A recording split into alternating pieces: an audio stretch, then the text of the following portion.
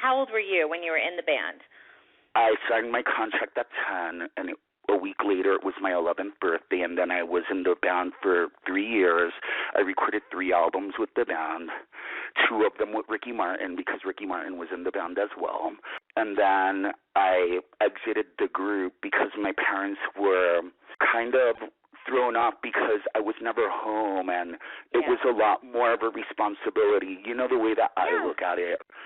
The way I look at it is when you're 11 and you're thrown into a band that is so huge like Menudo, and you have 4 a.m. wake-up calls to do the 6 a.m. morning show, then you're doing press all day, then you have your concert, then you have to do the night show like the David Letterman at night, and then you get to the hotel, and then you sleep for 3 hours because you have to be up again to do the next 6 o'clock day morning show.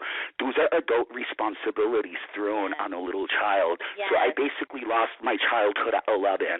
Now, Angelo, I know that it was an amazing time for you, but you also went through some tough, even violating experiences while you were in the band as well. Tell me a little bit about that. Well, I was actually, even before the band, let's start before. You know what, life teaches you lessons and you go through things. Right. And it's so cliche what I'm about to say, but what doesn't kill you makes you stronger. Amen. And one of the things that I went through in life, I was sexually molested from the age that I was probably about 8 until I was 14. And it was, when I was 8, it was from a neighbor.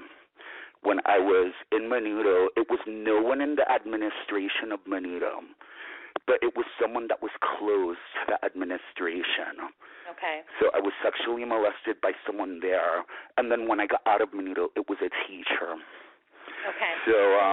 So while you're in Menudo and you have this crazy schedule and all this notoriety is happening and fame and success and all these things are happening, what was going on? And just to be clear, it wasn't anyone in management or administrative, but it was like a friend of the band. Is that a friend of someone that lingered around the group? Okay, got you. I was exposed to a lot of fucked up things growing up.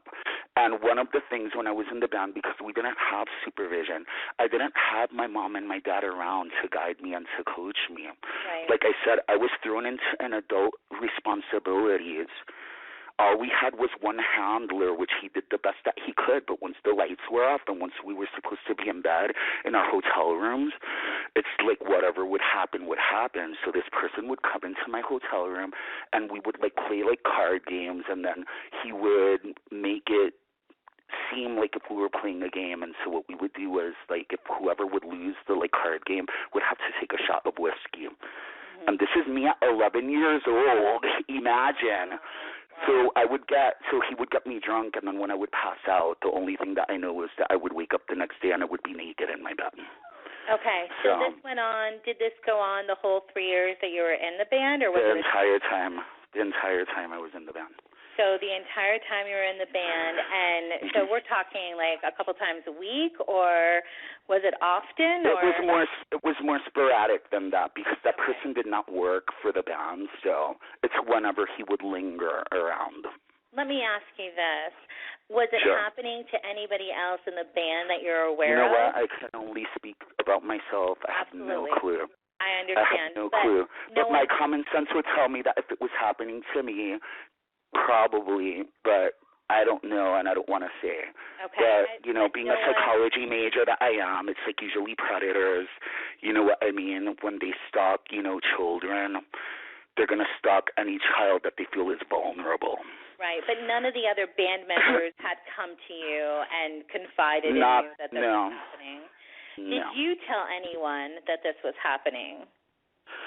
I was too afraid to. At the time, I felt ashamed. And you know what I mean? It's like when you're a kid, you don't understand. It's like when you're thrown into something like that, and when someone's touching you or when someone's violating you, you don't understand. And for a long time, I felt that it was my fault. I was like, what did I do that made him want to do that to me? And I carried that resentment and that guilt inside my heart for a really, really long time.